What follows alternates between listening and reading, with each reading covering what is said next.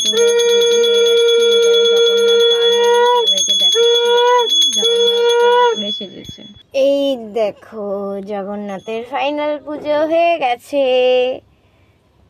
কি সুন্দর লাগছে।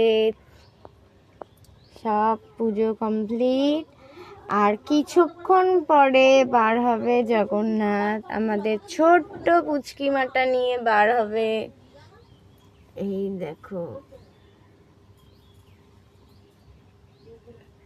দেখেছো কি সুন্দর লাগছে।